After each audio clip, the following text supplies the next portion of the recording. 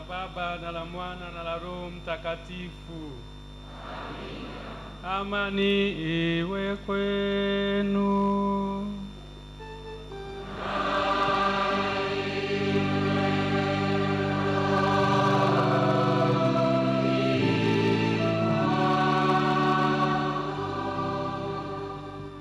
Wapendwa vijana, karibuni katika adhimisho hili la misa takatifu.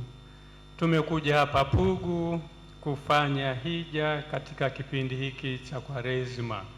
Kipindi cha Kwaresma ni kipindi cha toba. Tumekuja hapa kumwomba Mungu baraka zake ili tupate kumrudia. Kila mmoja anaalikwa kujitahidi kumrudia Mungu, kuyaacha yale ambayo ni mabaya na kutenda mema. Katika kipindi hiki cha Kwaresma, maaskofu walitupatia ule ujumbe wa Kwaresma: ndugu, msichoke kutenda mema. Kwa hiyo wote tunaalikwa kwamba tutende mema katika maisha yetu. Hata wale ambao waliotukosea tuwatendee mema, tusirudishe uovu kwa uovu. Hapana, tutende mema.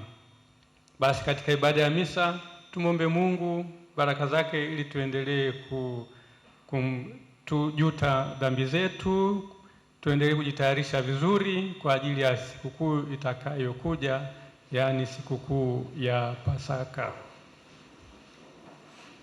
Namuungamia Mungu Mwenyezi, ndugu zangu, kwani nimekosa mno kwa mawazo, kwa maneno, kwa matendo na kutotimiza wajibu. Nimekosa sana. Ndiyo maana namuomba Maria mwenye heri, Bikira daima, malaika na watakatifu wote, nanyi ndugu zangu, niombeeni kwa Bwana Mungu wetu. Mungu Mwenyezi atuhurumie, atusamehe dhambi zetu, atufikishe kwenye uzima wa milele. Amina. Bwana utuhurumie. Kristo utuhurumie. Bwana utuhurumie. Tuombe. Mungu natufanya tushiriki tayari mambo ya mbinguni kwa njia ya tiba yako katika takatifu, tukiwa tungali bado hapa duniani. Tunakuomba ututawale katika maisha yetu haya, upate kutuongoza hadi kwenye nuru unakoishi wewe mwenyewe, kwa njia ya Bwana wetu Yesu Kristo mwanao, anaishi na kutawala nawe katika umoja wa Roho Mtakatifu, Mungu milele na milele.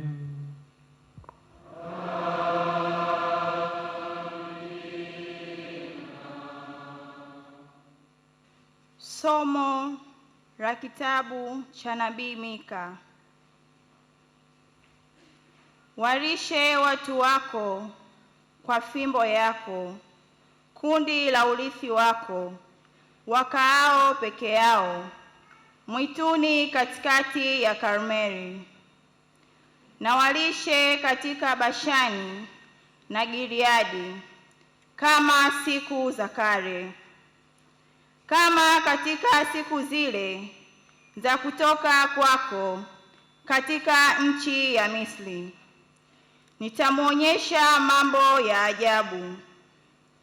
Ni nani aliye Mungu kama wewe, mwenye kusamehe uovu na kuachilia kosa la watu wa urithi wake waliosalia? Hashiki hasira yake milele, kwa maana yeye hufurahia rehema. Atarejea na kutuhurumia, atayakanyaga maovu yetu, nawe utazitupa dhambi zao zote katika vilindi vya bahari.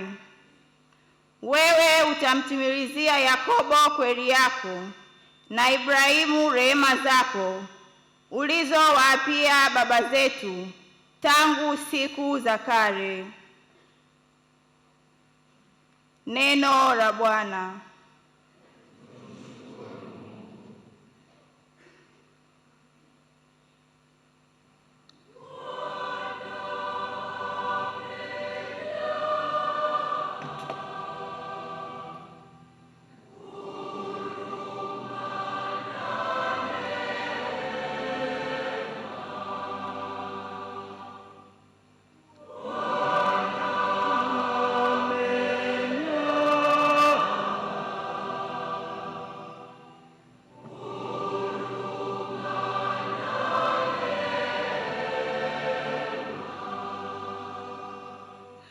Nafsi yangu umhimidi Bwana, na vyote vilivyo ndani yangu vilihimidi jina lake takatifu. Nafsi yangu umhimidi Bwana, wala usizisahau fadhili zake zote.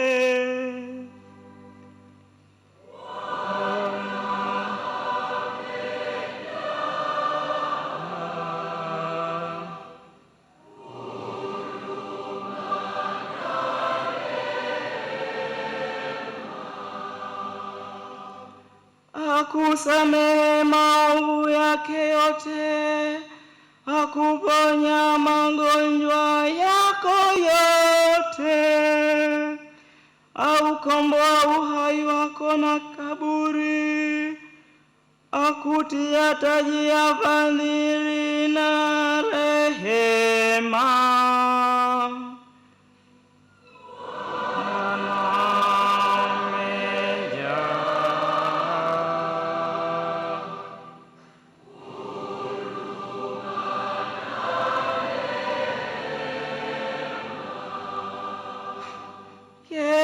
Hatateta siku zote, wala atashika hasira yake milele.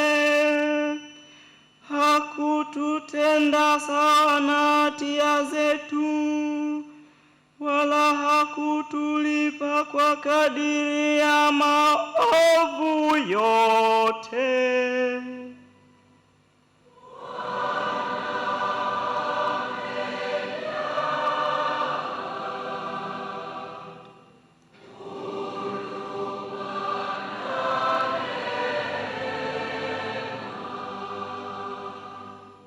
Maana mbingu zilivyoinuka juu ya nchi, kadiri ile rehema zake ni kuu kwa wamchao. Kama mashariki ilivyo mbali na magharibi, ndivyo alivyoweka dhambi zetu mbali nasi.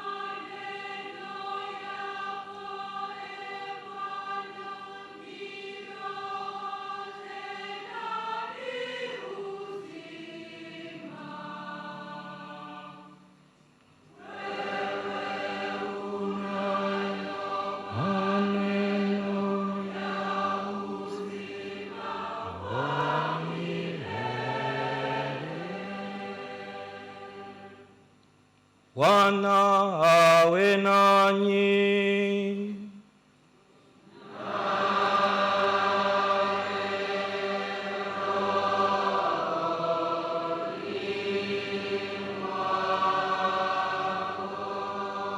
Somo katika Injili ilivyoandikwa na Luka.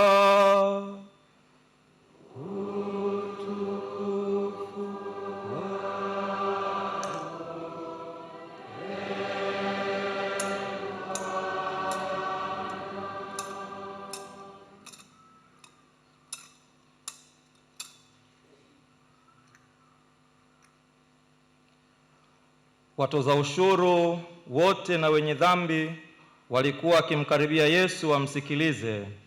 Mafarisayo na waandishi wakanung'unika wakisema, mtu huyu huwakaribisha wenye dhambi, tena hula nao. Akawaambia mfano huu akisema, mtu mmoja alikuwa na wana wawili. Yule mdogo akamwambia babaye, Baba, nipe sehemu ya mali inayoniangukia. Akawagawia vitu vyake. Hata baada ya siku si nyingi, yule mdogo akakusanya vyote, akasafiri kwenda nchi ya mbali, akatapanya mali zake huko kwa maisha ya uasherati. Alipokuwa amekwisha tumia vyote, njaa kuu iliingia nchi ile, yeye naye akaanza kuhitaji. Akaenda akashikamana na wenyeji mmoja wa nchi ile, naye alimpeleka shambani kwake kulisha nguruwe. Akawa akitamani kujishibisha kwa maganda yaliyokula nguruwe, wala hapana mtu aliyempa kitu. Alipozingatia moyoni mwake, alisema, ni watumishi wangapi wa baba yangu wanaokula chakula na kusaza, na mimi hapa ninakufa kwa njaa. Nitaondoka, nitakwenda kwa baba yangu na kumwambia, Baba, nimekosa juu ya mbingu na mbele yako. Sistahili kuitwa mwana wako tena. Nifanye kama mmoja wa watumishi wako. Akaondoka akaenda kwa babaye. Alipokuwa angali mbali, baba yake alimwona, akamwonea huruma, akaenda mbio, akamwangukia shingoni, akambusu sana. Yule mwana akamwambia, Baba, nimekosa juu ya mbingu na mbele yako, sistahili kuitwa mwana wako tena. Lakini baba aliwaambia watumwa wake, lileteni upesi vazi lililo bora, mkamvike, mtieni na pete kidoleni na viatu miguuni. Mleteeni ndama yule aliyenona, mkamchinje, nasi tule na kufurahi. Kwa kuwa huyu mwanangu alikuwa amekufa, naye amefufuka; alikuwa amepotea, naye ameonekana. Wakaanza kushangilia. Basi yule mwanawe mkubwa alikuwako shamba, na alipokuwa akija na kuikaribia nyumba, alisikia sauti ya nyimbo na machezo. Akaita mtumishi mmoja, akamuuliza, mambo haya maana yake nini? Akamwambia, ndugu yako amekuja, na baba yako amemchinja ndama aliyenona, kwa sababu amempata tena yu mzima. Akakasirika, akakataa kuingia ndani. Basi babaye alitoka nje akamsihi. Akamjibu baba yake akasema, tazama, mimi nimekutumikia miaka mingapi hii, wala sijakosa amri yako wakati wowote, lakini hujanipa mimi mwanambuzi nifanye furaha na rafiki zangu. Lakini alipokuja huyu mwana wako aliyekula vitu vyako pamoja na makahaba, umemchinjia yeye ndama aliyenona. Akamwambia, mwanangu, wewe u pamoja nami siku zote, na vyote nilivyo navyo ni vyako. Tena kufanya furaha na shangwe ilipasa, kwa kuwa huyu ndugu yako alikuwa amekufa, naye amefufuka; alikuwa amepotea, naye ameonekana.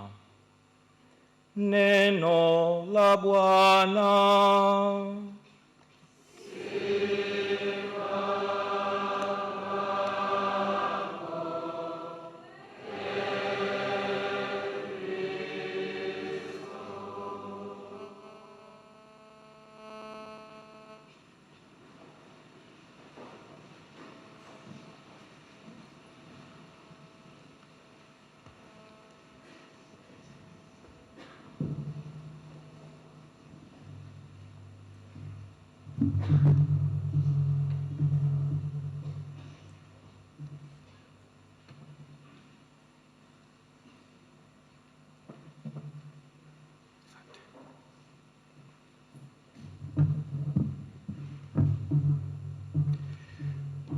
Wapendwa vijana, siku ya leo mlipofika hapa mlipewa semina kutoka kwa Padre Semda, yote ikiwa imelenga kwenye dhamira ya kipindi hiki, yani toba, maana tupo katika kipindi cha Kwaresma.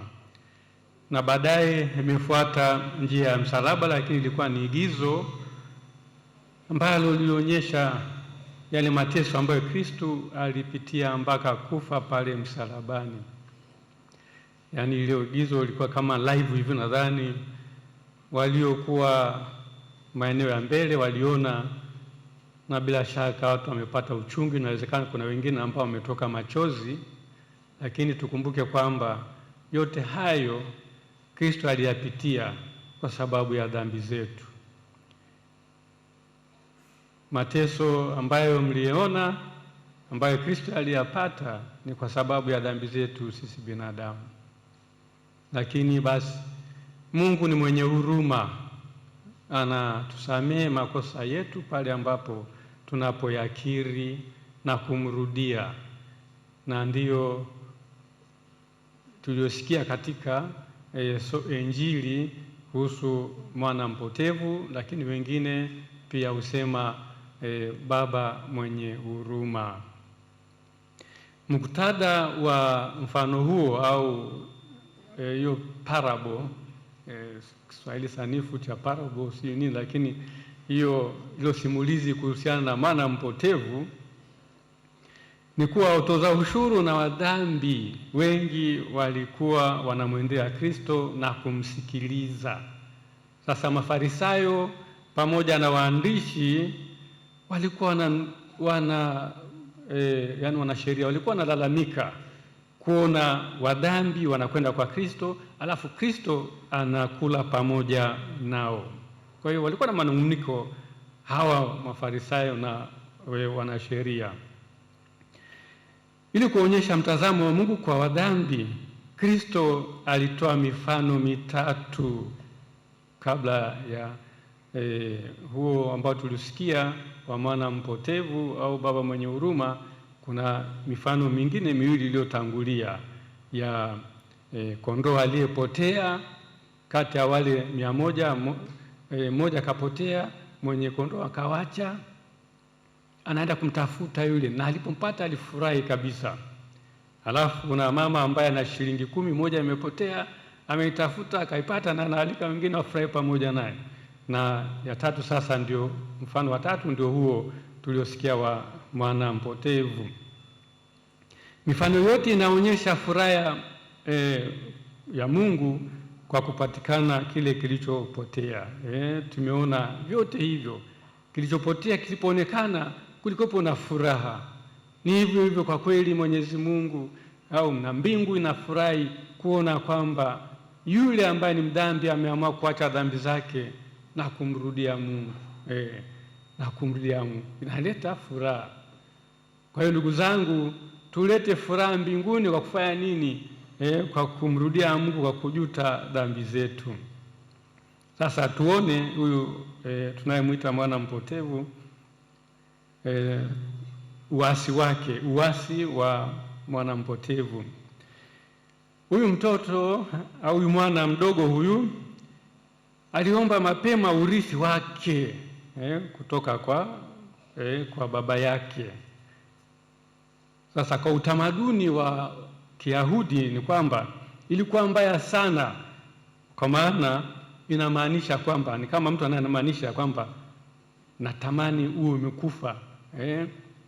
Alipoomba urithi, kama alitamani kwamba huyu mzee au amekufa, ili afanye nini? Achukue mali za huyu baba. Kwa hiyo haikuwa kitu kizuri. Na hata sasa hivi kuna watu ambao huwa wanapenda labda baba ambaye ndio mwenye mali aondoke ulimwenguni mapema ili kusudi wachukue mali zao. Ipo hiyo.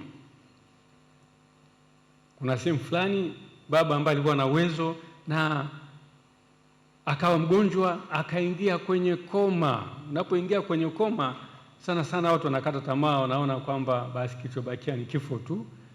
Kwa hiyo alikuwa na vijana walipoona baba yao ameingia kwenye koma, tayari wakaanza kupanga mikakati ya kurithi zile mali zao. Lakini kufumba na kufumbua ikatokea kama kamuugiza hivi, yule baba akatoka kwenye koma akaanza kuongea. Sasa hao watoto wameenda hospitalini kule, wakakuta baba yao tena ameketi kitandani pale anaongea. Wakaanza kusemezana, dili yetu imekwama, yaani tayari dili yetu imekwama. Walikuwa nasubiria huyu baba afe ili kusudi wafanye nini?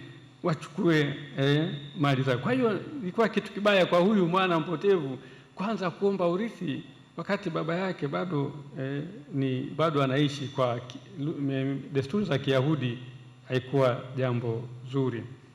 Sasa kuna mambo muhimu ya kutafakari yanayojitokeza katika hii somo la Injili tulilolisikia. La kwanza ni kwamba kuna hii dhambi ya kibinadamu na uhuru. Labda kwa Kiingereza tuseme human sin and freedom. Huyu mtoto anawakilisha ubinadamu unaochagua kuwa mbali na Mungu. Tuko huru. Mwenyezi Mungu alipatia huru. Sasa huyu mtoto kwa kweli anaonyesha kwamba ametumia uhuru wake, anataka kuwa mbali.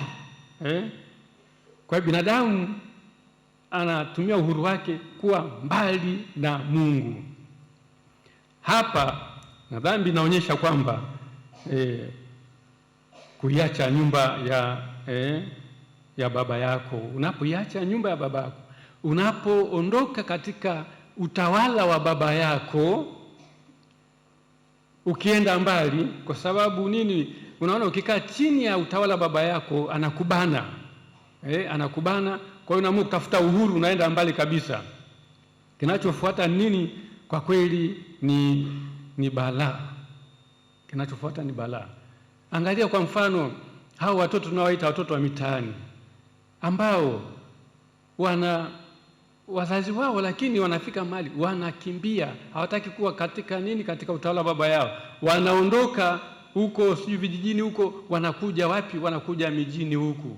Matokeo yake utakuta wamelala kwenye barabara huko, wamelala si wapi kwenye madaraja kama pale Ubungo na nini, kuna vijana wamezagazaga huko namna wako ile, kwamba wametaka kuwa mbali na uhuru wa utawala wa baba yao. Sasa kinachotokea ni kwamba ni maafa. Ni hivyo hivyo binadamu anapotenda dhambi, anafanya nini? Anajiweka mbali na utawala wa Mungu, anakataa kufuata maagizo ya Mungu, na kinachofuata kwa kweli ni maafa. Kinachofuata ni maafa. 2, ndoto ya uhuru. Kingine ni ndoto ya uhuru, illusion of freedom. Yaani sasa kwamba anapotaka uhuru, ni kitu gani anataka huko baadaye? Kwamba anataka niwe huru, nisiwe chini ya mamlaka ya baba yangu. Nini ninachotaka huko baadaye? Sasa huyu mtoto aliuza kila kitu na kwenda kutumia mali yake, ile mali aliyopewa na baba yake katika ukahaba. Ndivyo tulivyosikia. Sasa na huko ni kwamba kilichompata nini? Huku ni anajikuta katika hali ya kufanya nini? Hali ya kuweweseka kimaadili. Maanake alipoenda kule alitumia vibaya ile mali. Tunaambia kwamba katumia katika mambo ya kutumia mali na makahaba. Kwa hiyo kuna kukengeuka kimaadili. Unapotoka katika utawala wa baba ambaye anakuelekeza, unaingia kwenye maafa. Ni kama alama za barabarani. Alama za barabarani zinakuongoza wewe unaendesha gari, inakwambia kwamba kuna kona kali. Sasa ukipuuzia hiyo kwamba kuna kona kali, utajikuta unaingia wapi? Unaingia bondeni huko. au kuna alama kwamba ni daraja. Usipopunguza mwendo unakwenda kutumbukia kwenye daraja. Naona. Kwa hiyo anayejitoa katika nini, katika yale mamlaka ya Baba, kwa kweli anaishiria katika maangamizi. Kwa hiyo kimaadili, kwa kweli unaona huyu kijana kwa kweli alishiria vibaya. Hata kiroho kwa kweli, yani kiroho pia ameshiria, amejikuta katika utupu, yupo mbali na Mungu. Na matokeo yake ni nini? Matokeo yake inafika mahali hata mtu anakata tamaa. Mtu anakata tamaa kabisa. Unapokuwa mbali na Mungu, unapokuwa mbali na yale ambayo Mwenyezi Mungu anayetuagiza, kwa kweli mara nyingi unajikuta unatumbukia katika ubaya zaidi. Au kijana ambaye anayetoka katika utawala baba yake, anatafuta uhuru, anajikuta anafanya nini? Anaingia katika hali ambayo ni mbaya zaidi, anakwenda anateseka na mwishowe anakata tamaa. Sana matokeo yake unaona hata katika uhalisia maisha. Unapoona kijana anaamua kuingia katika kutumia madawa ya kulevya, anatumia bangi na kadhalika, vitu vya namna hiyo. Kwa nini amefikia hatua ile? Amefikia hatua hiyo kwa sababu kuna mahali ambapo kimaadili amekengeuka, amefika mahali akakata tamaa, anaamua sasa sema lije liwalo, anaamua kuvuta bangi, anaamua kutumia madawa ya kulevya na kadhalika. Alafu tatu, kuna kushuka hadhi kijumla. Kuna shuka hadhi kijumla. Sasa huyu kijana mdogo alipotoka kwa baba yake kwenda huko, yani alishusha hadhi kwa sababu alishiria katika nini? Katika kutamani hata kula chakula ambacho nguruwe wanachokula. Na kwa Wayahudi ilionekana, kwa Wayahudi nguruwe ilikuwa na kitu najisi. Kwa hiyo kwa kweli alijikuta katika hali ya kujishusha vibaya kabisa huyu kijana mdogo. Sasa ni hivyo pia, hivyo anayekiuka maagizo ya Mungu atafika mahali yani heshima yake inaporomoka moja kwa moja. Wewe ni mwanafunzi, uishi maadili vizuri, kama ni binti unajikuta labda unapata ujauzito, tayari pale nini, yani hadhi yako imeshuka kabisa. Badala ya kuwa sasa ni kuwa binti, unajikuta kwamba wewe ni mama, unajikuta wewe ni mama. Unaona? Kwa hiyo umejishusha umejishusha hadhi kabisa. Au mtu anaingia katika tabia labda ya wizi au nini. Mtu anapoingia katika tabia kama ya wizi au kutenda uovu fulani hivi, anajikuta labda anafungwa gerezani. Sasa hadhi yako imeshaporomoka kutoka katika hali ya kawaida ya kijana ambaye alikuwa na uhuru, alafu sasa unakuta kwamba wewe ni mfungwa. Kwa hiyo uone jinsi gani dhambi inavyoweza kutufanya tunapokuwa mbali na Mungu, tunaishiria vibaya kabisa, hata ule utu wetu unaporomoka kabisa. Sasa ndugu zangu, ndio yaliyompata huyo kijana. Sasa kuna pale alimefika, baada ya kuona mambo ni magumu, anafika mahali sasa kuna toba, anaamua kufanya toba, arudi kwa baba yake. Na hii toba ilianzaje? Alipata akili, akafikiri, tunaambia kwamba alizingatia moyoni mwake, akasema ni watumishi wangapi kule kwa baba yangu anakula na kusaga, na mimi nataabika hapa. Kwa hiyo anarudi katika moyo wake, anatafakari, anaona kwamba aliyofanya si sahihi kabisa. Kwa hiyo anafanya nini? Anaamua kwamba sasa nitarudi. Nitarudi. Kwa hiyo ndugu zangu, huku kujitambua ni toba ya kweli, inajumuisha, unaanza kujitambua sasa na unafanya toba, inaanza inajumuisha kutambua kosa, kwamba kwa kweli nimemkosea Mungu, Huyu kijana alijua kwamba alimkosea baba yake kwa kutapanya mali yake vibaya. Na pili, kuna uamuzi wa kurudi, uamuzi wa kurudi kwenda kuomba msamaha.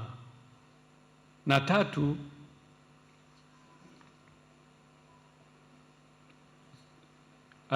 pia kuna kufanya maungamo, ambapo unapanga sasa kwenda kuungama wazi wazi. Huyu kijana anaenda kuungama wazi wazi mbele ya baba yake kwamba nimekosa mbele ya mbingu na mbele yako. Naona, mbele ya mbingu na mbele yako.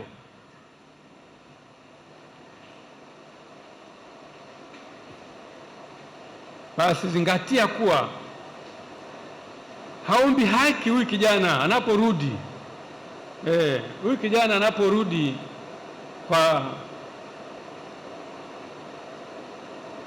kuna nafasi huku jamani, hapa tu, waje hapo, hapa huku, hapo nyingine huku, kajipachikeni huku,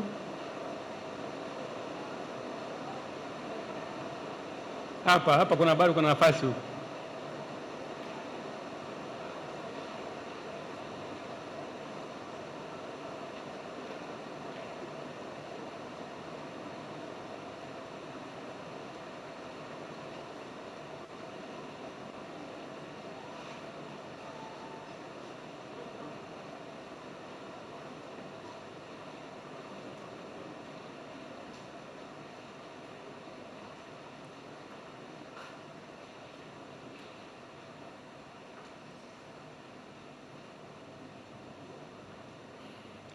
Kwa hiyo huyu kijana anaporudi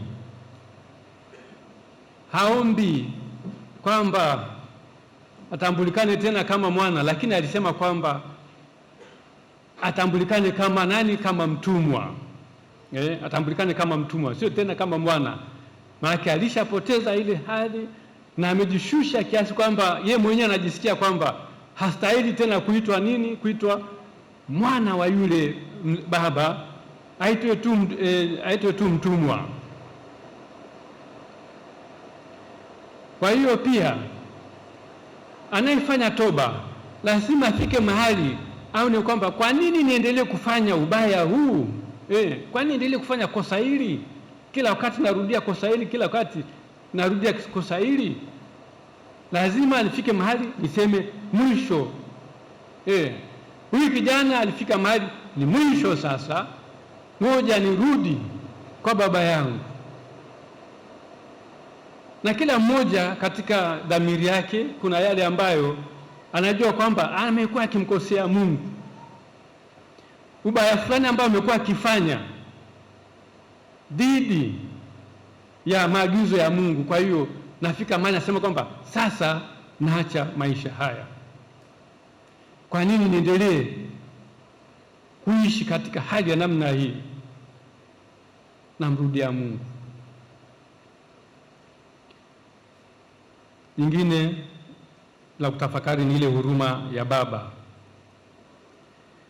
Kitu kikubwa kinachoshangaza hapa ni jinsi huyu baba alivyo jionyesha, alivyo react kwa huyu mtoto anaporudi sasa. Fikiria mtu ambaye umempatia nani, alafu ameenda kuishi maisha hovyo na amerudi amechakaa kabisa, amerudi amechakaa, amevaa matambara, ameinama. Sasa huyu baba wa huyu kijana, tuone jinsi alivyotenda. Alipomwona anakuja kwa mbali, alimkimbilia huyu baba, anamkimbilia huyu mwanaye ambaye alimkosea, alimkimbilia. Kwa hiyo badala ya kumkataa, alimkimbilia na akambusu na kumkaribisha nyumbani. Katika mila na desturi za zamani, yule ambaye ana heshima alikatazwa kukimbia. Alikatazwa kukimbia. Mtu mwenye heshima haruhusi kukimbia. Ni kama mtu ambaye umevaa suti na tai, umevaa suti yako na tai, kwa kweli kukimbia hapana, yaani uruhusi kukimbia. Au umevaa suti na tai unakula mua unavunja mua namna hii, haviendani kabisa. Kuna miko ipo, haiwezekani.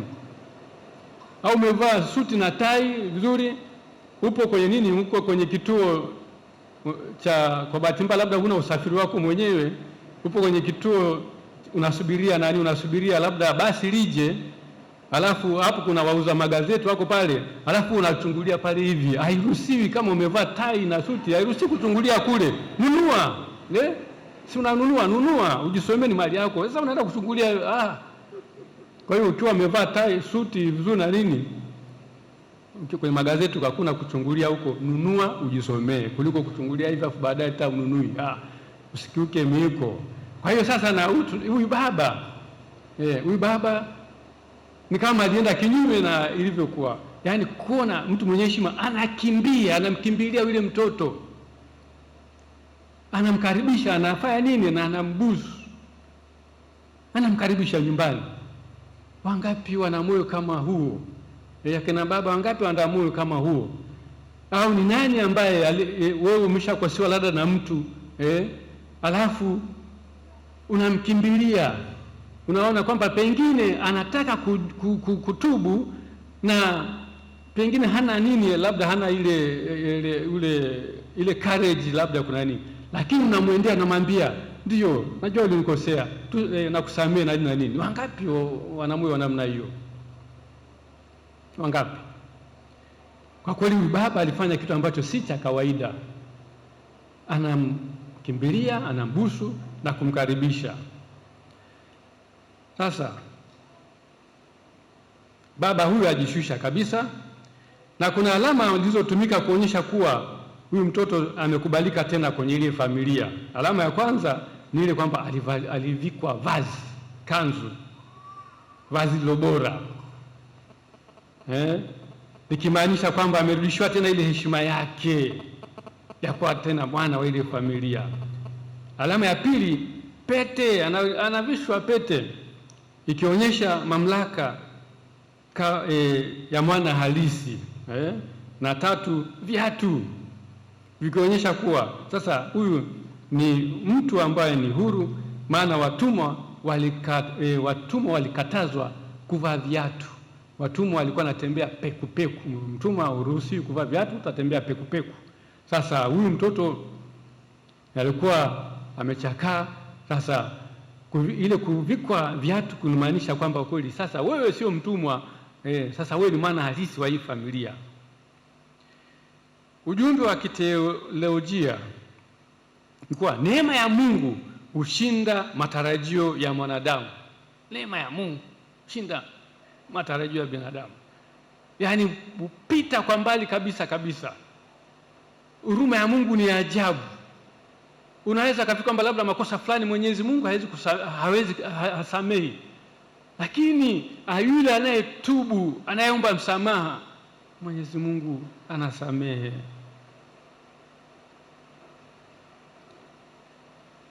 Kingine cha kuangalia hapa ni ile furaha katika kufanya nini, katika kusamehe.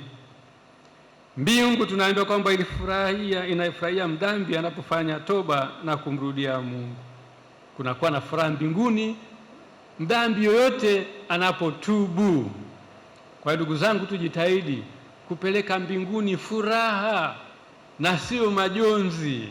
Wote wakao mbinguni wasiwe na majonzi kwa sababu ya dhambi zetu, bali wawe na furaha. Tujitahidi kumrudia Mungu. Kuna yule mwana mkubwa, yule wa kwanza, yeye alijiona ni mtakatifu, wala hakufurahi kuona ndugu yake amerudi nyumbani. Hakufurahi kabisa. Wapo watu ambao wanajiona watakatifu na pia wafurahi kuona kwamba mdhambi anamrudia Mungu. Wapo watu namna hiyo. Kuna watu wengine ambao wanataka kwamba mdhambi aendelee kubakia huko katika dhambi zake. Kama ni mlevi, basi aendelee kubakia katika ulevi. Anapoona mlevi fulani amegeuka, amerudi, hawafurahi. Hawafurahi. Kuna watu wa namna hiyo. Hata kampani ambazo tunazokuwa nazo, Na wakati mwingine ambapo unaona kwamba mtu amekuacha kwa sababu ameona kwamba maisha haya si mazuri, anaamua kumrudia Mungu. Mwingine anafanya nini? Mwingine anakasirika, angetaka muendelee kwa katika hali hiyo. Sasa ndugu zangu, mwisho tujiulize maswali haya matatu. Moja, je, nimewahi kuwa kama huyu mwana mpotevu? Nimewahi kuwa kama huyu mwana mpotevu? Wewe jiulize. Nimewahi kuwa kama huyu mwana mpotevu, kumkosea Mungu, na baadaye nafika mahali nafanya tafakari, namrudia Mungu? Na je, hii kipindi cha Kwaresma ambacho ni cha toba, tulikuwa wana wapotevu, je, tumesha tafakari na kumrudia Mungu? Pili, nimewahukumu wengine kama yule kijana mkubwa? Yule kijana mkubwa alihukumu, asema huyu, ili toto lako limeenda kunaniwa kula mali zako na katika uasherati na nini, unamkaribisha mimi ambaye sijakufanyia kosa, hata mwanambuzi hujawahi kunipatia nikafanya sherehe na wenzangu. Je, wewe ni kama huyo ambaye anayejiona kwamba yeye ni mtakatifu wala hahitaji kufanya toba? Na tatu, je, naweza kuakisi huruma ya huyu baba? Naweza kuakisi huruma ya huyu baba? Yaani ina maana kwamba unaweza kuwa kama huyu baba, kusamehe. Yaani kwamba kuna ambaye amekukosea vikubwa kabisa kabisa, amekukosea, lakini anapokuja kuomba msamaha unafurahi na unamsamehe, au unakuwa na kinyongo? Au hata kama unasema kwamba nimekusamehe lakini sitasahau. Tunasemaga hivyo wakati mwingine, nakusamehe lakini sitasahau. Sasa huo ni msamaha gani? Sasa unaendelea kuwa na kinyongo ndani mwako, msamaha gani huo? Kwa hiyo kila mmoja ajiulize hilo swali. Basi mwana mpotevu au baba mwenye huruma, huu mfano ambao Kristo ametupatia utusaidie sana katika kipindi hiki cha Kwaresma. Sasa mwisho ni maneno machache kutoka kwenye tafakari hii ambayo ilitolewa na maaskofu wetu katika kipindi cha Kwaresma hiki. Ujumbe wa maaskofu kipindi cha Kwaresma ambao ni nini? Ndugu, msichoke kutenda mema. Ndugu, msichoke kutenda mema, ambayo imetoka barua ya pili ya Paulo kwa Tesalonike sura ya 3 mstari wa 13. Ni sehemu kichache tu hapa ambacho napenda ninyi vijana kukizingatia.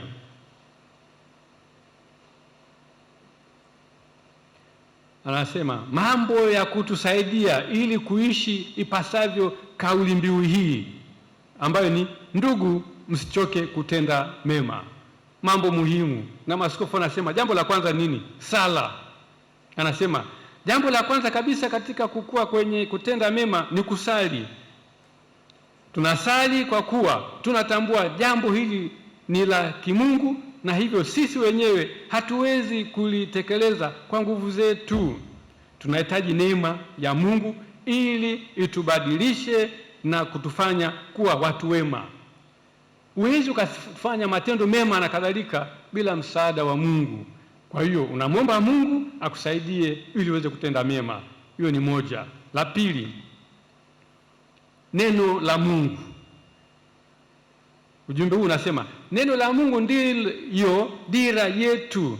Neno la Mungu ndiyo mwongozo wetu. Neno la Mungu ni taa ya miguu yetu na mwanga wa njia yetu. Kwa hiyo kusoma neno la Mungu ni kusikiliza anachosema Mungu. Kwa hiyo neno la Mungu ndio dira, ndio inayetuongoza. Ni kama alama za barabarani zinavyoongoza waendesha magari na kadhalika, hata watembea miguu na kadhalika. Kwa hiyo neno la Mungu hiyo ndio ni mwongozo kwa maisha yetu. Kwa hiyo maaskofu anatualika kufanya nini? Kulizingatia neno la Mungu, tusoma mara kwa mara. Na tatu, kuenenda katika Roho.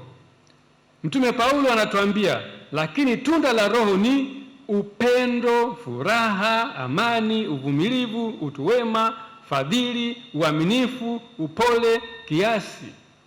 Juu ya mambo kama hayo hakuna sheria. Kwa hiyo tujitahidi kabisa kufanya nini? Kuyatekeleza hayo.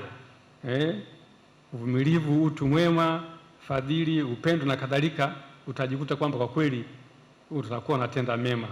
Jambo la 4 ni tenda haki. Nasema neno la Mungu linatuasa pia kuwatendea mema wenzetu kama anavyotuambia Mtume Paulo. Kwa hiyo kadiri tupasavyo nafasi ya kuwatendea watu wote mema, na hasa jamaa ya waaminio. Barua ya Paulo kwa Galatia sura ya 6 mstari wa 10. Kwa hiyo tujitahidi kutenda haki na tutakuwa tunawatendea wengine mema. 5, kusamehe. Kusamehe, anasema kuhusu umuhimu wa kusamehe, neno la Mungu linatufundisha yafuatayo: maana mkiwasamehe watu makosa yao, Baba yenu wa mbinguni atawasamehe ninyi pia. Lakini msipowasamehe watu makosa yao, naye Baba yenu hatawasamehe ninyi makosa yenu. Kwa hiyo tunaalikwa kufanya nini? Kusameheana. Aliyekosea msiwe na kinyongo naye, umsamehe. Usipomsamehe, basi hata wewe Mwenyezi Mungu hata kusamehe makosa yako. 6, usilipe kisasi. Mtume Paulo anatuambia kuwa tusimlipe mtu ovu kwa ovu, tuangalie yaliyo mema machoni pa watu wote. Lakini adui yako akiwa na njaa, mlishe, na akiwa na kiu, mnyweshe. Anaongeza kwa kusema, maana kwa kufanya hivyo utampalia makaa ya moto kichwani pake. Usishindwe na ubaya, bali ushinde ubaya kwa wema. Ukitendewa ubaya, usirudishe ubaya, bali fanya nini? Fanya jema. Na hata aliyekufanyia ubaya ukifanyia mema, inakuwa kwamba hata naye anajitafakari, basi anajirudi. Lakini ovu kwa ovu, kuna kupo na mzunguko tu, vicious circle, naendelea kutendea na uovu.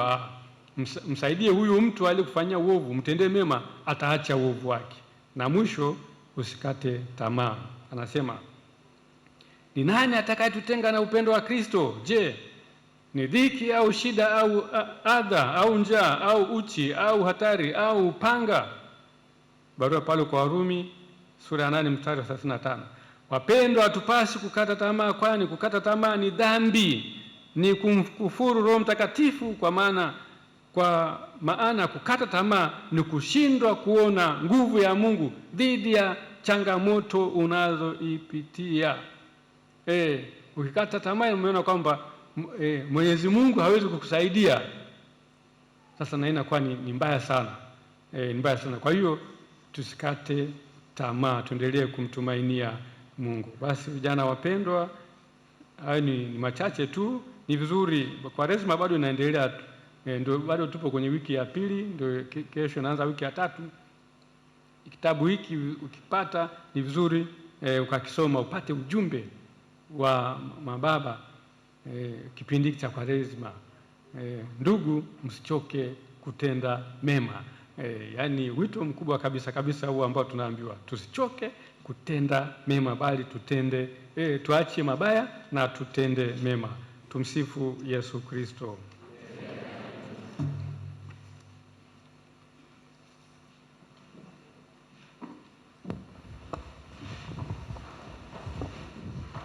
Tusimame tukiri imani yetu. Nasadiki kwa Mungu mmoja, Baba Mwenyezi, muumba wa mbingu na dunia na vitu vyote vinavyoonekana na visivyoonekana.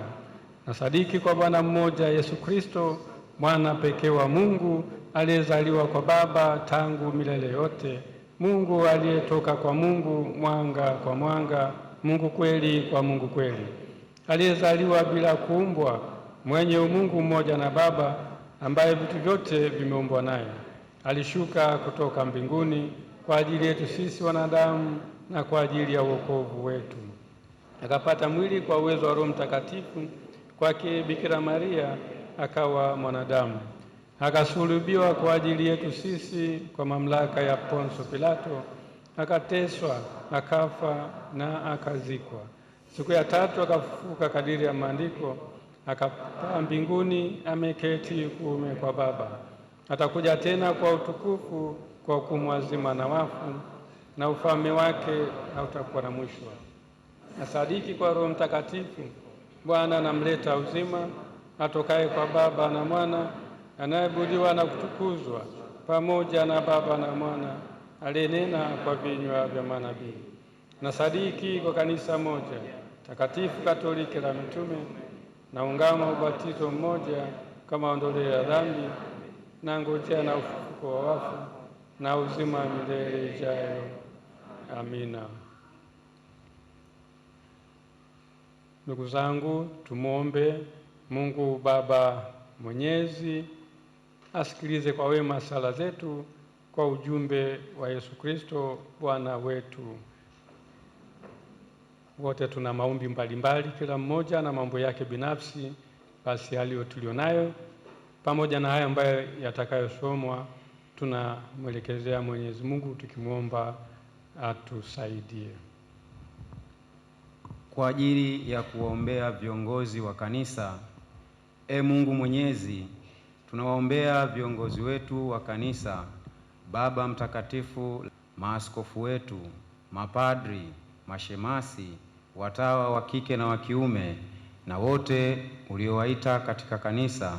Tunaomba uwaongozee moyo wa imani ili waweze kutimiza majukumu yao vyema kadiri ya mapenzi yako, Bwana. Kwa ajili ya haki na amani, Bwana Yesu Kristo, uliye makimbilio na nguvu yetu, tunaileta nchi yetu mikononi mwako. Uijalie haki, amani na usawa kwa maslahi mapana ya taifa letu, ili kila mmoja aweze kutimiza wajibu wake wa kila siku kadiri ya mapenzi yako, Bwana. Kwa ajili ya miito mitakatifu, Mungu uliye mwanga wa mataifa, tunawaombea vijana wote, uwajalie moyo wa usikivu, waisikie sauti yako moyoni mwao, nawe unapowaita wawe tayari kujitoa kikamilifu kukutumikia katika familia zetu, kanisa na jamii yote kwa ujumla, ili wawe chachu ya Injili ulimwenguni kote, Bwana. Kwa ajili ya vijana, Bwana, kwa maombezi ya Mtakatifu Don Bosco, somo na msimamizi wa vijana, tunaombea vijana wote waweze kuishi maisha ya uadilifu, wakutumikie wewe angali bado vijana, na kufanikiwa katika shughuli zao za kila siku, Bwana. Kwa ajili ya wanafunzi wote, Mwenyezi Mungu, tunawaleta wanafunzi wa ngazi zote, uwafanyie wepesi katika masomo yao na uongoze vyema katika mitihani yao, ili waweze kuwa msaada ndani ya kanisa na taifa lote kwa ujumla, Bwana. Kwa ajili ya watoto kuwaheshimu wazazi, Mungu Baba Mwenyezi, tunaombea watoto wetu wakuwe katika maadili, wakimpendeza Mungu na wanadamu, huku wakiwaheshimu wazazi na kuwapenda, kwa mfano wa mwanao mpendwa Yesu Kristo. Ujaze mioyo yao mapendo ya kweli, ili waweze kuwaheshimu na kuwapenda wazazi wao kama inavyotakiwa.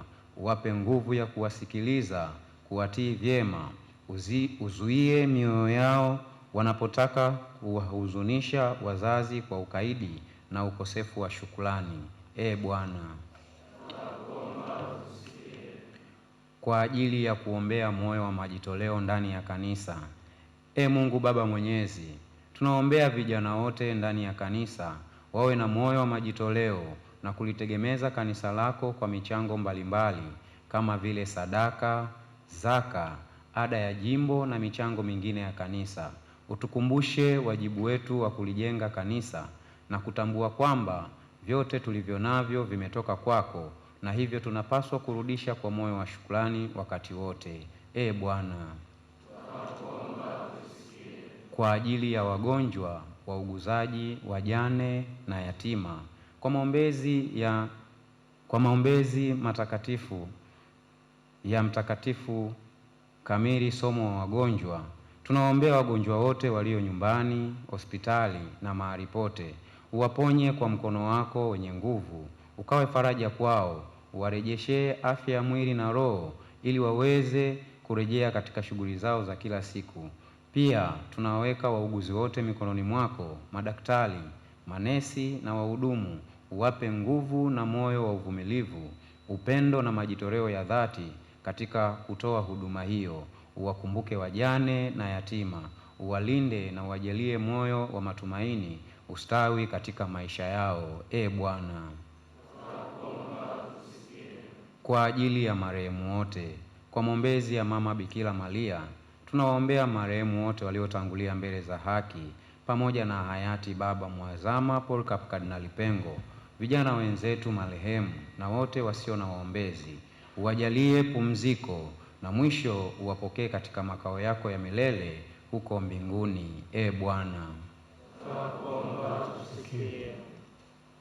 Mungu uliye makimbilio na nguvu yetu, uliye asili ya wema wote, sikilize sala za kanisa lako, tujalie ili haya tunaomba kwa imani tuyapate kweli, kwa njia ya Kristo Bwana wetu.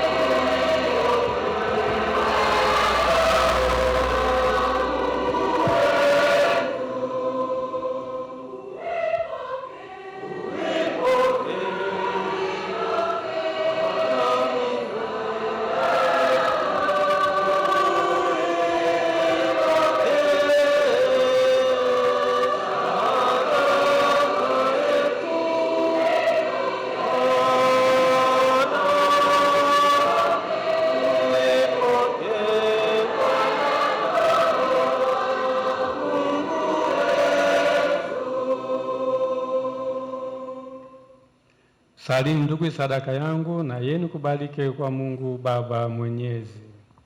Bwana, pokea sadaka mikononi mwako, sifa na utukufu wa jina lake, na pia kwa manufaa yetu sisi na kanisa lake lote takatifu.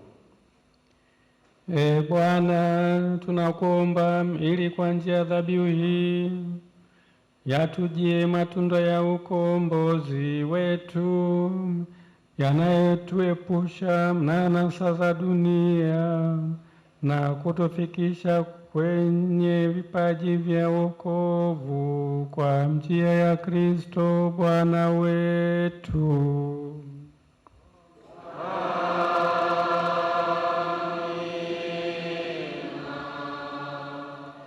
Bwana awe nanyi.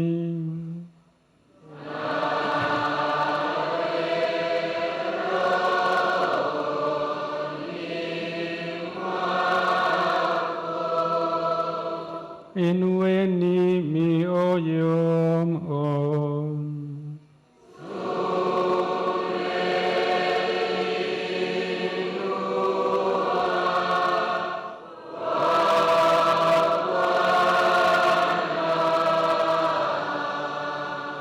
Tumshukuru Bwana Mungu wetu.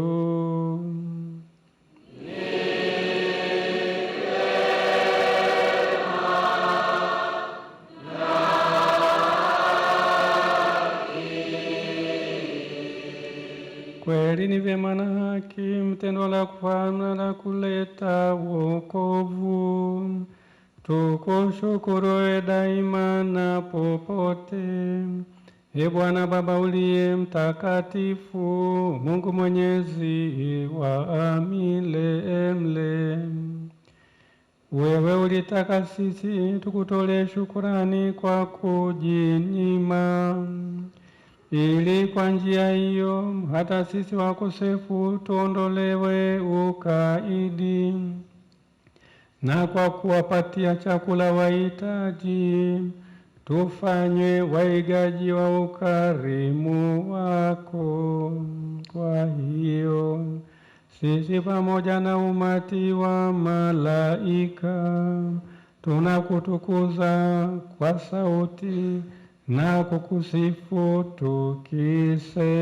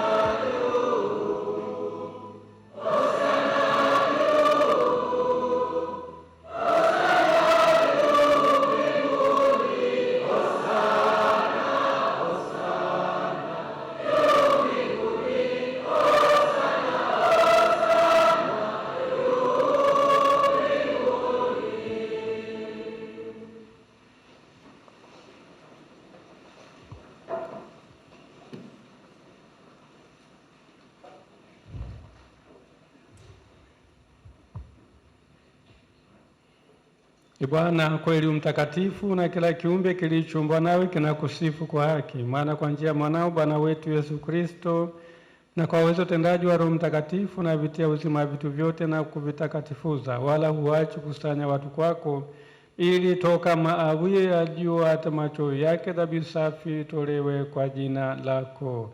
Basi Bwana, tunakusihi kwa unyenyekevu vipaji hivi ambavyo tumekutolea, ili uvitakase, upende kuvitakatifuza kwa Roho huyo huyo, ili viwe mwili na damu ya mwanao Bwana wetu Yesu Kristo, aliyetuamuru tuadhimishe mafumbo haya.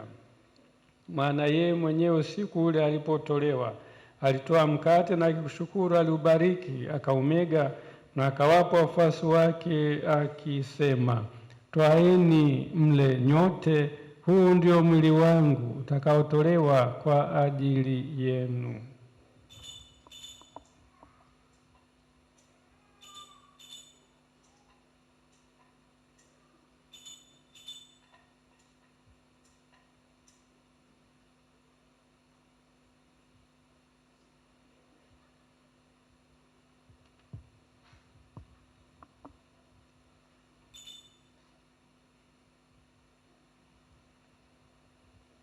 Vivyo hivyo baada ya kula akitoa kikombe na kukushukuru alikibariki na akawapa wafuasi wake akisema, twaeni mnywe nyote, hiki ndicho kikombe cha damu yangu, damu ya agano jipya na la milele, itakayomwagika kwa ajili yenu na kwa ajili ya wengi kwa maondoleo ya dhambi. Fanyeni hivi kwa ukumbusho wangu.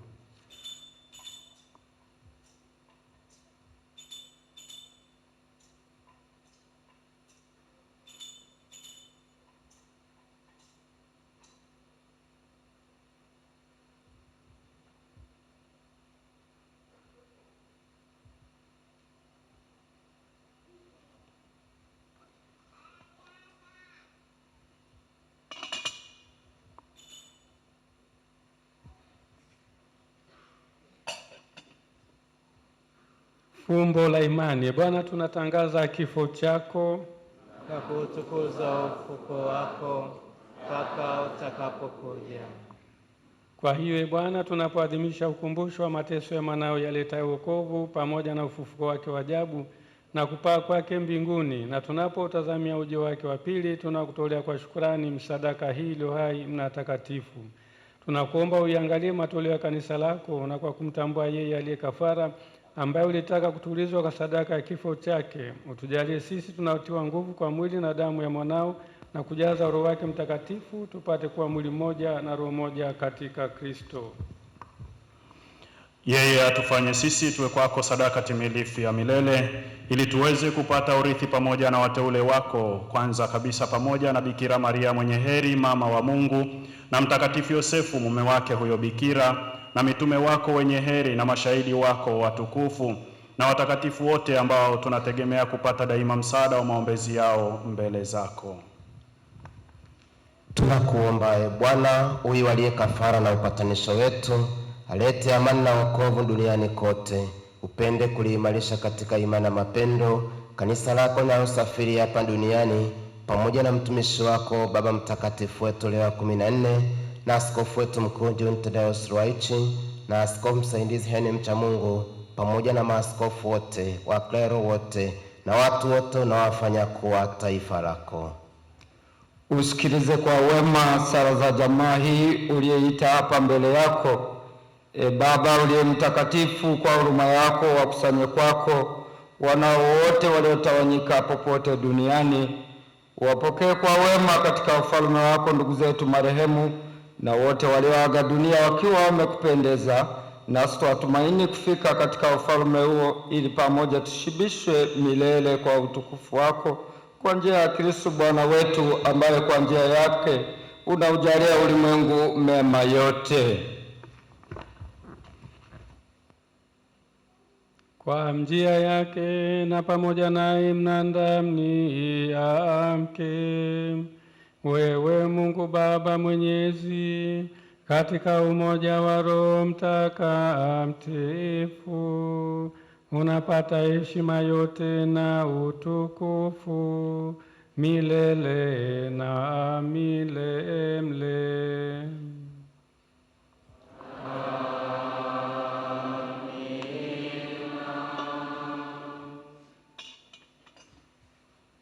Kwa kulitia agizo la Mwokozi wetu na tukifuata mafundisho yake ya kimungu, tunathubutu kusema: Baba yetu uliye mbinguni, jina lako litukuzwe, ufalme wako ufike, utakalo lifanyike duniani kama mbinguni.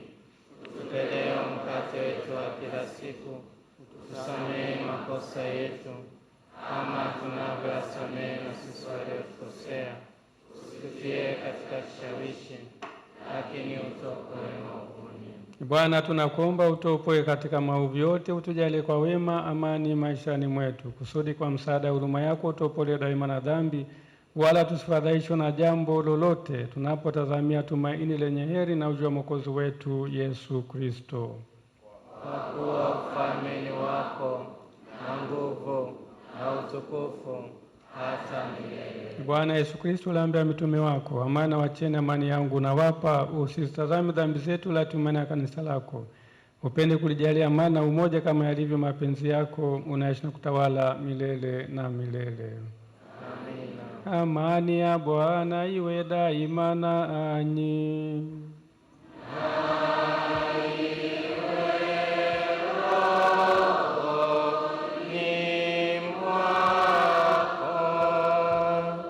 Mpeane amani.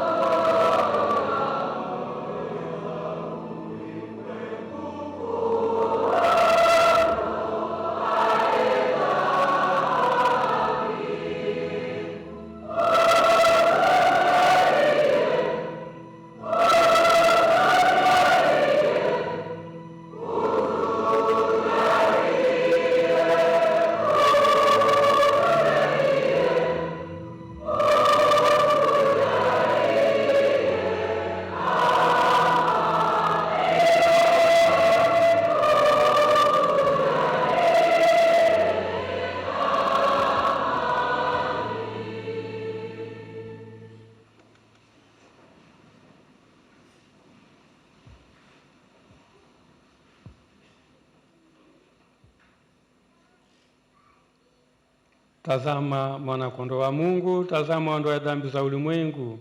Heri hao walioalikwa kwenye karamu ya mwana-kondoo.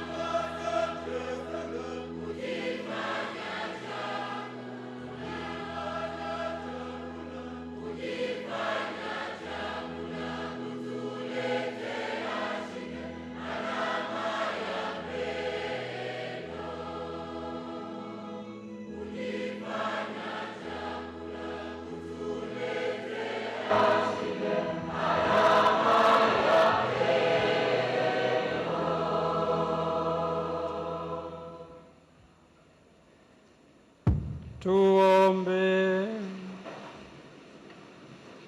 E Bwana, sakramenti yako takatifu tuliyopokea iene mpaka ndani ya mioyo yetu, na itushirikishe uweza wako kwa njia ya Kristo Bwana wetu.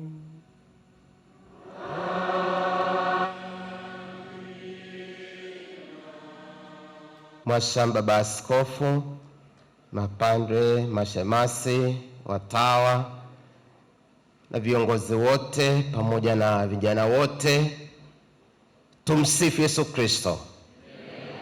Basi na mimi nimalize kwa neno la shukrani. Kwanza kabisa ni kumshukuru Mwenyezi Mungu ambaye daima yupo pamoja na vijana.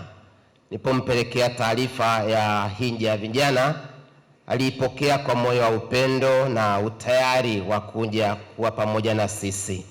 Kizingatia pia kwamba leo tulikuwa na mambo mengi. Alifika asubuhi hata kabla wengine hamjafika. Amekuwa akisali na sisi, amekuwepo na sisi njia ya msalaba. Ratiba imebadilika, lakini hata hivyo yu pamoja nasi. Kwa hiyo Baba, tunakushukuru sana kwa upendo wako.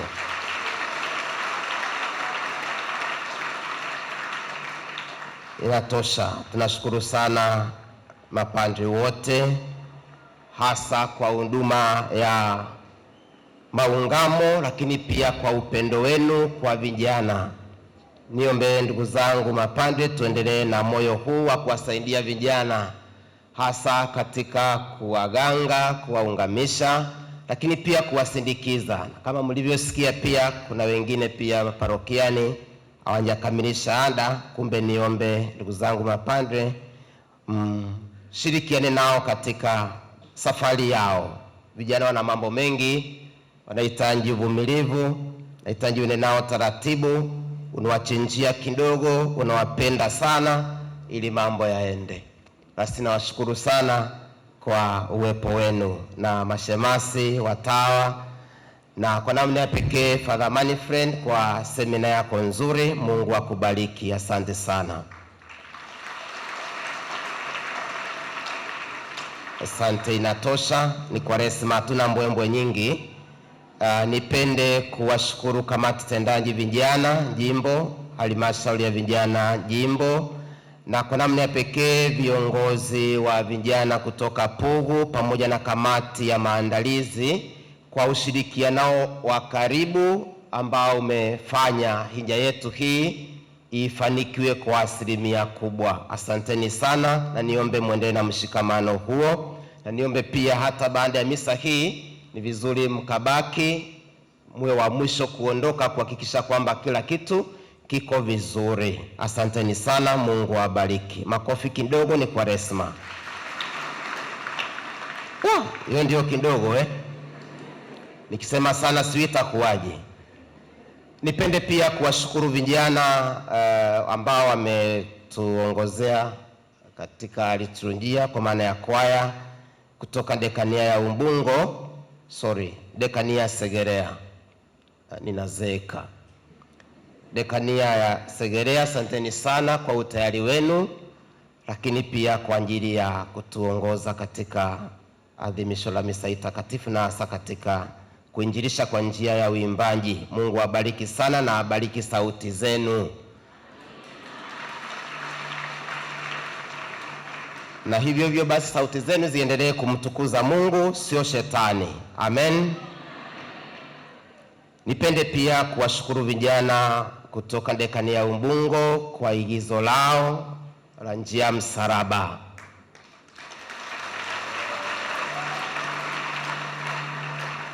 Kwa kweli wametutafakarisha sana sana sana sana. Wanahitaji pongezi sana sana sana, na waendelee na moyo huo wa kuinjilisha kwa njia hiyo. Nafikiri tunahitaji maigizo ya hivyo kuliko yale mengine ambayo ni mabaya. Tunahitaji maigizo ya kimungu zaidi. Asanteni sana, na Mungu awabariki, mkue katika hekima hiyo ya Mungu. Nipende pia kuwashukuru vyombo vyote vya habari, online TV, Tumaini Media, Radio Maria, Jugo Media na wengine wote, tunatambua umuhimu wenu. Mungu awabariki sana. Lakini pia nipende kuwashukuru vijana wote kwa ushiriki wao wa hinja hii. Kwa kweli sikutegemea, hata nilipokuwa naongea na baba askofu nilimwambia yawezekana ni vijana 4,000 au 5,000, lakini kwa haraka nafikiri tunafika 8,000, tunatafuta 9,000.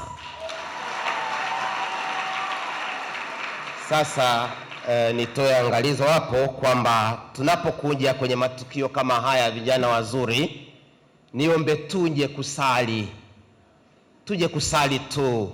Kiangalia kuna wengine wanatembea kule, wakati misa inaanza kuna wengine walitaka kutoka, mpaka wakanifanya wakati mwingine kama nitake kupoteza amani, lakini Mungu akanisaidia ikupotea. Sasa kamati imekuwa na wakati mgumu sana kuwarundisha kuja huku. Tumekuja kusali vijana, na leo ni hinja, siku ya kutafuta huruma ya Mungu, toba. Kumbe niombe pia tunapokuwa parokiani hivyo, tuje na vijana ambao wako tayari kusali, sio picnic. This is not picnic.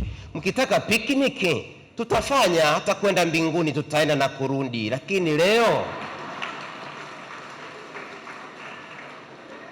leo ni siku, nilitegemea kwamba vijana wote wawepo maeneo haya. Lakini kwa namna ya pekee ni washukuru ninyi nyote ambao mmetii na kuonyesha unyenyekevu na utayari wa kusali, ambao tangu saa 1 wengi wako hapa wanjatoka. Mungu awabariki sana.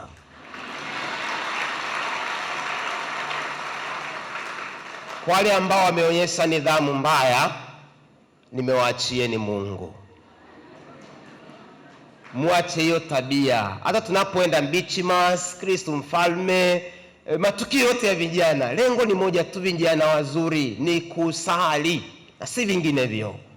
Wengine sawa na chati, wengine wanatembea, wengine wanakunywa supu, wengine si kama mwaka jana kuna wengine walikamatwa kule wanakunywa bia. Tabia mbaya kwa Kwaresma, unapiga mtungi kwa Kwaresma. Nafikiri haijakaa vizuri. Hebu tutafakari sana na tuwe na, nisema siku ile vijana mnamhitaji Mungu hata kuliko sisi wazee, kwa sababu ninyi mna ndoto nyingi, mna malengo mengi, na ili kufikia haya yote mnamhitaji Mungu.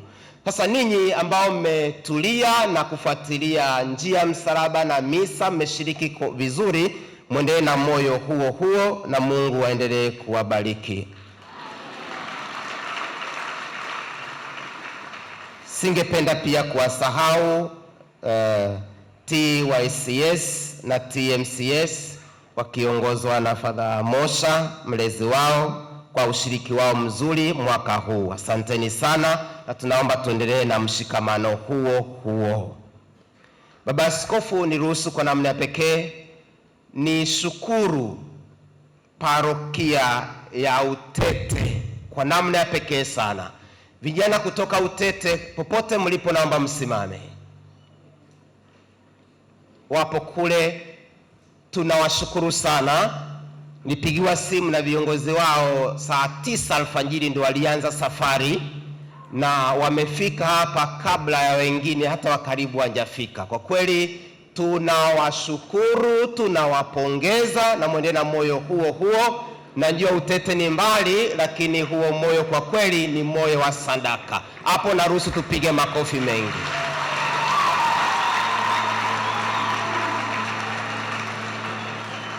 Asante, inatosha.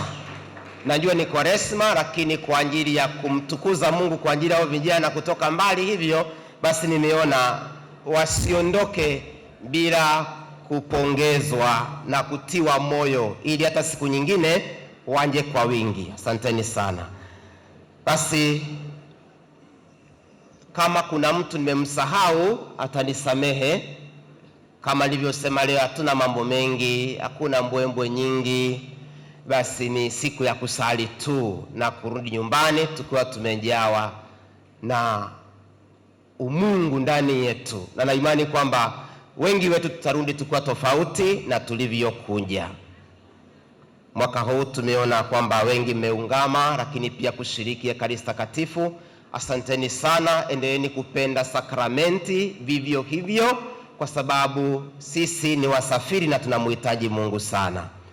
Niombe sasa matangazo mawili. La kwanza, niombe kamati tendaji pamoja na kamati ya maandalizi. Tutakutana mara baada ya misa hii, msiondoke. Lakini pia mapadre wote, masista na mashemasi pia, baada ya misa hii tutakutana kwenye monastery ya Benedictine pale juu. Kuna maji yameandaliwa. Niombe wengine muendelee na mfungo, jamani, ni Kwaresma.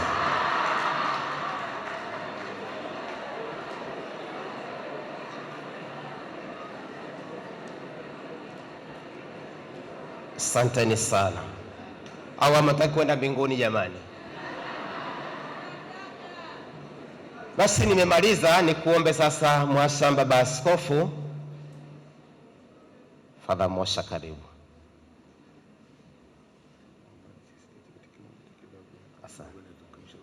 Asante. Tumsifu Yesu Kristo. Kristo. Moja ya tangazo aliyotangaza katibu wetu mwema ni kuhusiana na ibada ya umoja wa makanisa kwa vijana ambayo itafanyika Jumamosi ijayo pale nyumbani kwangu Chuo Kikuu cha Dar es Salaam. Hizi ibada huwa zinakuwa na uwenyeji. Kwa mwaka huu wenyeji ni sisi Kanisa Katoliki. Watoto walishafanya yao, ilikuwa nzuri kabisa parokia ya Magomeni. Jana tulikuwa na kina mama parokia ya Kristo Mfalme Tabata. Kulikuwa na mafuriko ya kina mama, sio umati, ni mafuriko ya kina mama. Sasa Jumamosi ijayo, ilikuwa ifanyike Jumamosi iliyopita, lakini mnafahamu tulikuwa tuna kitu gani, si ndio Ndio basi ndio ikaahirishwa, imepelekwa Jumamosi ijayo. Kwa hiyo kwa maneno mengine ni bandika bandua. Jumamosi iliyopita tumemzika baba mwadhama, leo tunaija Jumamosi ijayo wapi? Chuo Kikuu cha wapi? Salaam. Kwa wengine hawaja kufika hapo Chuo Kikuu cha Dar es Salaam. Kwa ni vizuri ukaja pale ukapaona. Sawa Kwa hiyo tufike, kwa sababu wenzetu wa makanisa mengine nao wanakuja. Sasa itakuwa aibu kwetu sisi tulio wenyeji kwa mwaka huu tuko wachache, alafu wale ambao ndio wageni wakaonekana wako wengi. Sawa? Tumsifu Yesu Kristo. Asante.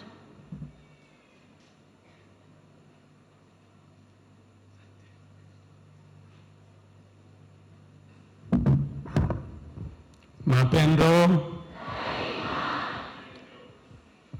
Kwanza kabisa ni ombe radhi kwa wale wachache sana, nadhani pungufu labda ya 20, hasa kwaya ambao hawakupata Ekaristi. Labda mimi nilaumiwe wakati wanaandaa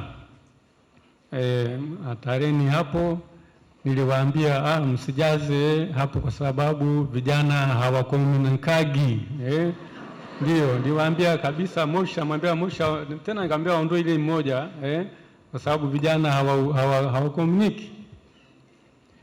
Na nilisema vijana nimwambia vijana wakomuniki kwa sababu kule ile siku ya vijana Tabata Kristo Mfalme tulipofanya pale Tabata ile tarehe 20 na ngapi, basi vijana tuliweka nani za kutosha, hostia za kutosha zikabarikiwa, lakini tena zile kubwa kubwa tu, nyingi zikabaki nyingi zikabaki kama 4 hivi zikabaki. Haya kule nani Beach Mass Bagamoyo hivyo hivyo zilibaki tena, yale masibori makubwa 4 yalibaki zilibaki. Kwa hiyo leo nikamwambia wakina Padre Mosha na walikuwa naandaa hapa, nasema usijaze kwa sababu vijana huwa hawakomunikagi. Sasa lakini kumbe leo zilikuwa zile kubwa mbili na zote zimeisha. Hongereni sana vijana. Kumbe naona kuna maendeleo. Kwa kweli kuna maendeleo kwamba vijana wameshaona umuhimu wa kupokea Ekaristi. Pia umuhimu wa kuondokana na vile vizuizi ambavyo vinamfanya mtu asipokee. Hasa hicho ni kitu cha kimsingi. Kwa nini watu wengi wamekomunika leo? Ni kwa sababu wameshaondokana na vile vizuizi ambavyo vilikuwa vinazuia kukomunika. Hivyo ninawashukuruni sana vijana kwa kuondokana na hivyo vizuizi na pia kuona umuhimu wa kukomunika. Na naomba tuendelee hivyo kwamba tukio jingine ambalo litatokea la vijana, basi tunajaza hapo tarehe tunajaza yale masibori makubwa mengi na yaishe. Na yaishe.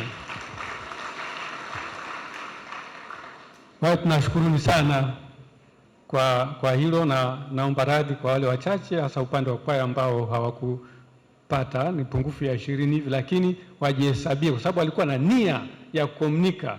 Basi na wao wajihesabie kwamba kwa kweli wamekomunika. Msiwe na wasiwasi, Mungu wetu ni mwema.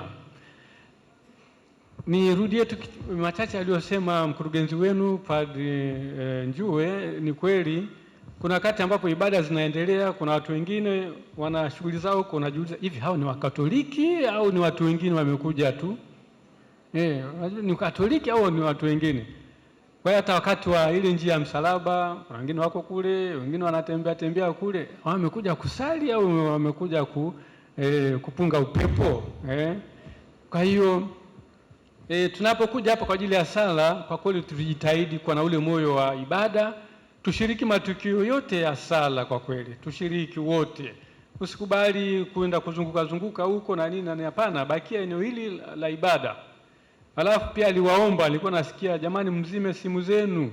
Lakini hata wakati wa ile njia msalaba ile igizo, na kuna wengine ambao bado simu zao zilikuwa huko bado wanaendelea kutumia simu zao.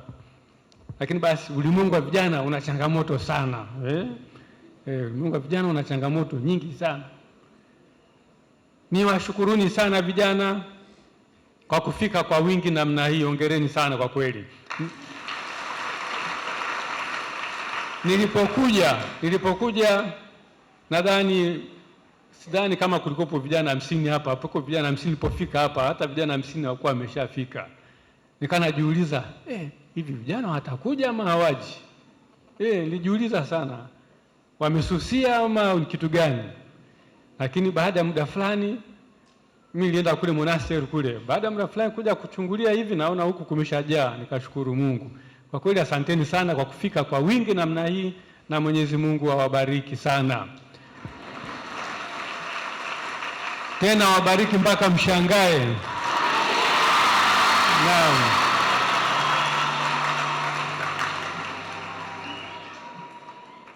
Namshukuru Padri Njue pamoja na timu yake kwa kufanikisha tukio la leo. Asanteni sana. Na pia mapadri mliofika, mmeacha shughuli zenu, mmefika mapema mkaungamisha vijana, na ndio maana vijana wengi wameweza kukomunika, ni kwa sababu yenu mapadri. Asanteni sana mapadri kwa kusaidia kukomunisha. Basi nawatakia Kwaresma njema, tuendelee kufanya toba na tujiandae vizuri kwa ajili ya sherehe inayokuja ya Pasaka. Ili Pasaka itakapofika na wewe uweze kuwa na ile furaha ya ndani. Sio furaha ya nje, furaha inayotoka katika moyo wako kufurahia ufufuko wa Bwana wetu Yesu Kristo. Kwa hiyo natakia matayarisho mema, na Mwenyezi Mungu asafiri pamoja nanyi katika kipindi cha Kwaresma, muweze kumalizia salama. Tumsifu Yesu Kristo. Nawatakia safari njema ya kurudi majumbani. Asanteni sana.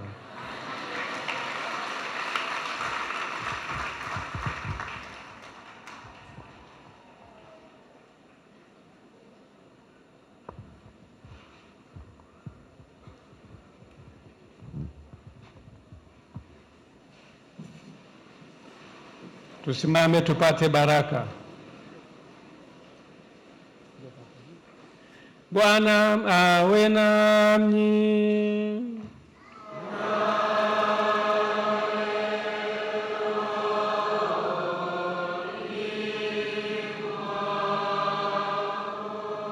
Jina la Bwana litukuzwe.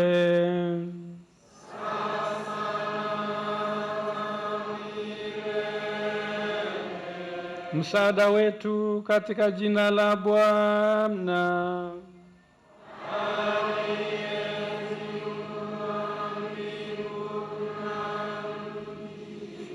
Awabariki Mungu Mwenyezi, Baba na Mwana na Roho Mtakatifu.